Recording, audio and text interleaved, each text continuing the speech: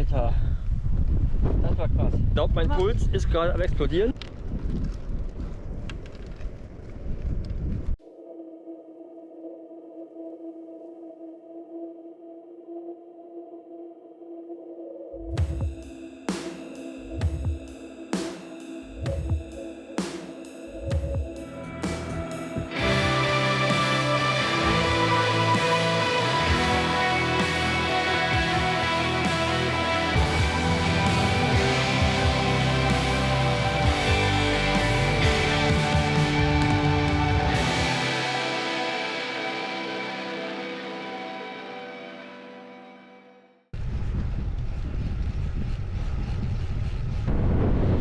Wir losgefahren in Klittmöller.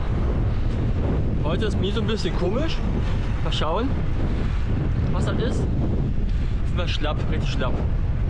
Der Plan mit der Erholung ging bei Jana besser auf. Bei mir nicht so gut. Mal abwarten. Tja, das mit der Erholung, das ist ein Thema für sich. Aber darum sollte es nicht mehr gehen. Ist ja gelaufen. Ich habe zwar erst ein bisschen gemeckert, aber dadurch, dass die Landschaft sehr schnell sehr schön wurde wieder, wurde meine Laune auch besser natürlich. Was ich glaube, alle anderen Beteiligten sehr gefreut hat. Krass, wie viele von den Bunkern hier wirklich stehen.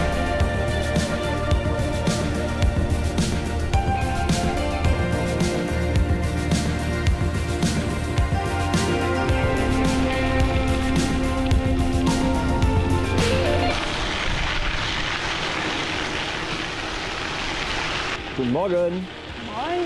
Moin. Moin. Na? Ja, Wie findest du es hier so? Links Meer und rechts Gebirge. sehr hohe Dünen. Sehr, sehr schön hier. Ich habe ja schon gesagt, heute wird der zweitschönste Tag nach dem ersten, den wir bewundert haben. Ja, wenn Lukas uns nichts versprochen hat. Bis jetzt ist aber schon mal wirklich sehr schön. Aber krass, wie hoch die Dünen hier sind, ne? Ja. Also, es ist so, hier links, das seht ihr leider nicht jetzt, hinter dieser Mini-Düne, da hinten ist das Meer und da ist dann das. Das ist schon krass.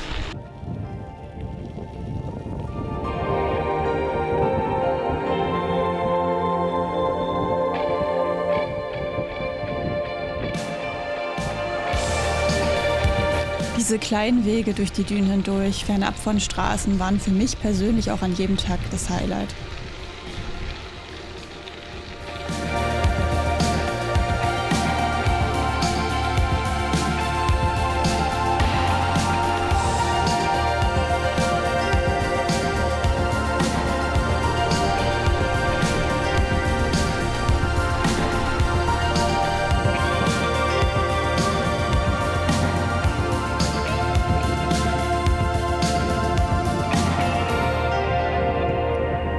Jan hat total recht. Diese Wege durch die Dünen waren sehr, sehr schön. Dieses Auf und Ab und Geschlängel hatte schon was für sich. Sowas haben wir bei uns nicht wirklich vor der Tür. Wir kamen dann aber an einen Spot, wo wir wussten, dass wir definitiv kurz vom Weg abkommen werden. Denn hinter diesen Dünen war etwas, was wir uns doch gerne angucken wollten.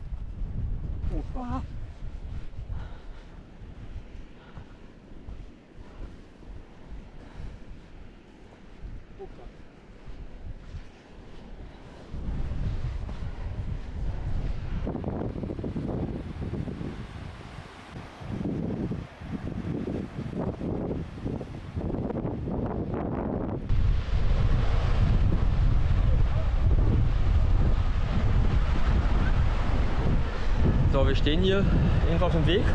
Und das hier ist die Vixö-Batterie. Hier sind so unfassbar viele Bunker, Die liegen alle so die halb im mittlerweile Meer. im Meer liegen, was aber halt sich das Meer seinen Weg sucht. Ich weiß nicht, ob das auch schon ein schönes Zeichen ist für den Klimawandel vielleicht. Wenn so vor 70 Jahren gebaute Bunker jetzt so weit im Wasser sind. Bis da hinten, ich weiß nicht, ob man das sieht. Das ist schon krass. Aber ich sagte ja neulich schon, das ist doch irgendwie krass zu sehen, wie die Deutschen hier einfach alles mit dem Bunker vollgeschissen haben.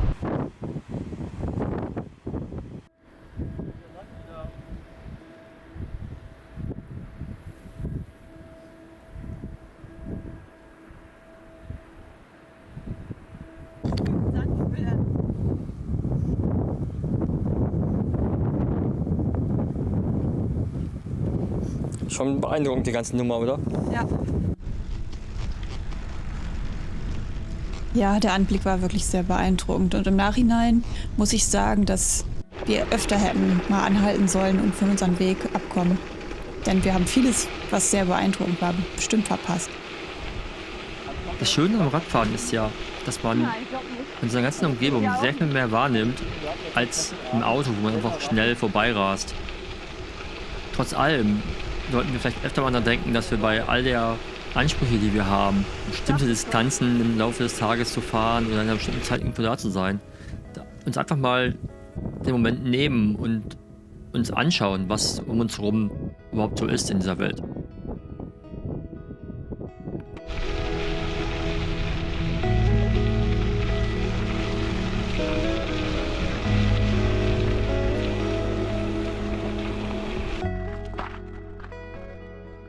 Sie sehen ein glückliches Exemplar einer hungrigen Jani mit Croissant in der dänischen Wildnis.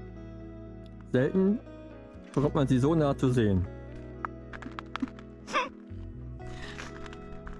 Warum sollte man auch in der dänischen Wildnis ein Croissant essen? Wer weiß. Das hier, jedenfalls, ist unser Pausenspot.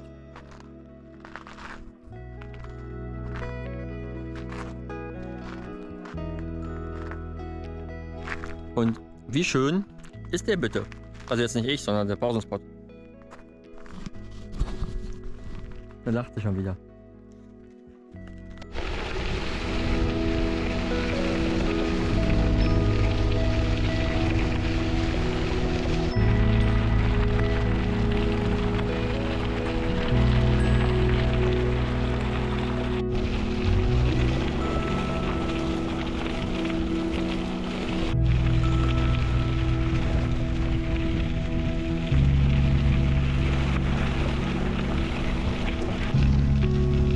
Guck dir mal die Bäume an.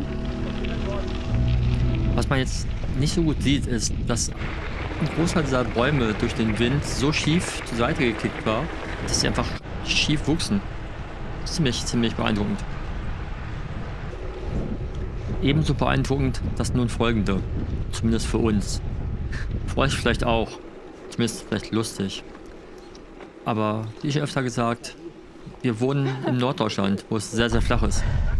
28%, 29%, 31, 34%. Jetzt wieder ruhig. Wir haben uns gerade so eine scheiß Steige hochgekämpft. Man sieht ja auf den Fotos nie, wie steil es ist.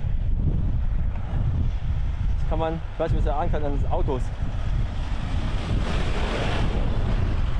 Das Garmin hat zwischendurch was von 25% gesagt.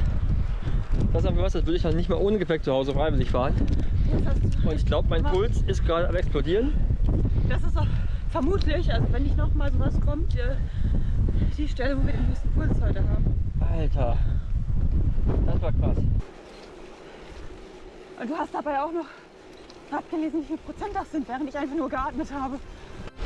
Ihr seht, wir waren beide sehr beeindruckt von dieser Steigung, dieser kleinen Rampe. Im Nachhinein ließ sich übrigens nicht nachvollziehen, ob die wirklich so steil war oder ob einfach nur der Garmin damit gesponnen hat. Laut Komoot war die nämlich so fies nicht.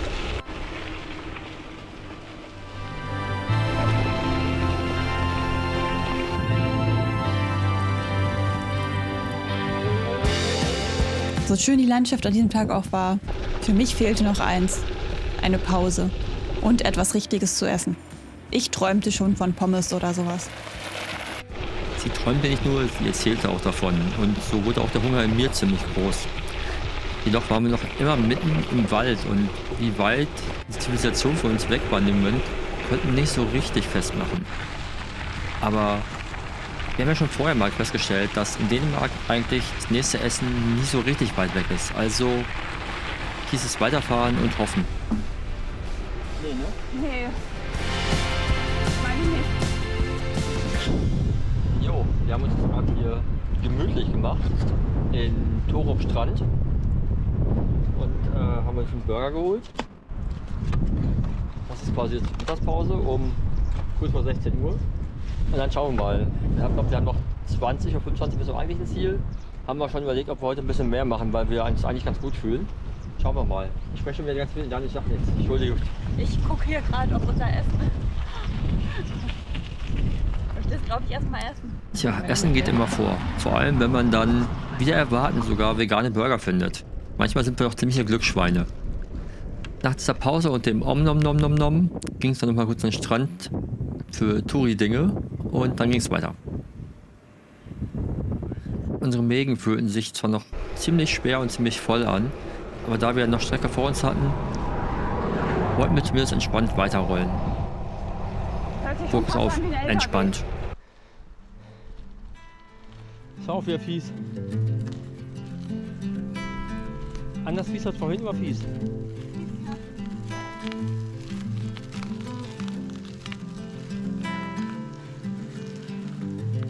sind wir noch falsch gefahren. Und da, wo ich eigentlich dachte, wir können abbiegen, war nur ein Feldweg. Selten hat man jemanden so entsetzt gehört über das Wort Feldweg.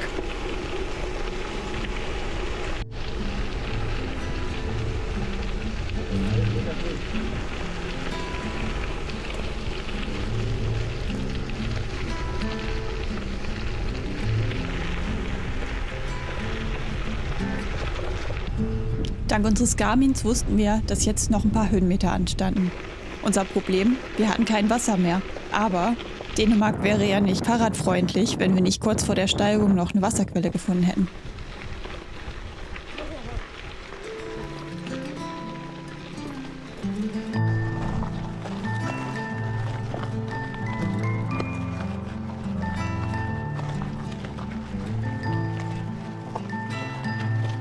Ja, nach 75 Kilometern hohe Steigung.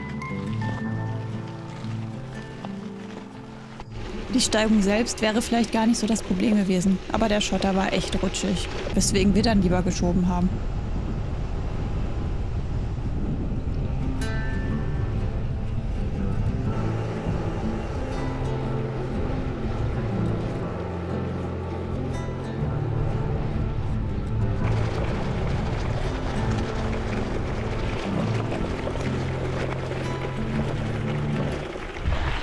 Wir haben jetzt fast 85 Kilometer vor uns drin. Wenn wir noch die Entscheidung, ob wir weiterfahren oder nicht, noch nicht getroffen. Ne? Ja, das steht dann gleich irgendwann an. Wenn wir an unserem eigentlichen heute im Ziel ankommen. Ja. Ja, gucken wir mal. Auf jeden Fall wieder mega schön hier alles. Ja, mega schön hier alles. Das sagen wir ziemlich häufig. Aber ich erinnere mich genau in diesem Moment daran, dass ich mir dachte, jetzt wo wir fast am Ziel sind, jetzt wird das Licht so richtig schön und als Fotograf willst du eigentlich genau dann stehen bleiben und coole Fotos machen und irgendwas Schönes filmen, aber gleichzeitig sagt dein Körper dir auch, du bist echt schon platt, du eigentlich willst nur ankommen. Das ist echt so ein bisschen der Haken bei dem Bikepacking-Thema. Diese Kombi aus schönen Fotos machen, das den Trip festhalten wollen und gleichzeitig Strecke machen, das ist nicht immer so einfach. So, Entscheidung ist gefallen. Wir sind wahrscheinlich weiter als eigentlich gedacht heute. Eigentlich also sehr viel mehr, vielleicht nochmal so 15, 20 Kilometer insgesamt. Aber es fühlt sich halt einfach so gut an, dass das geht. Ja. Ja, es fühlt sich so gut an, dass wir am Ende ganz vergessen haben, noch weiter irgendwelche Sachen zu filmen. Also, wir haben schon noch was gefilmt, aber naja, auch nicht so wirklich. Was wir euch jetzt nicht zeigen können, ist eigentlich der Zeltplatz, unser Essen, aufbauen, abbauen, packen, einschlafen, was auch immer wir also gemacht haben. All das haben wir jetzt nicht für euch.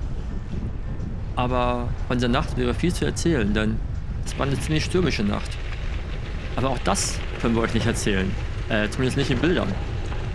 Ihr müsst uns jetzt einfach glauben. Das war bis zum Zeltplatz was wunderschön und dann wurde es stressig, kalt und dunkel. Und windig.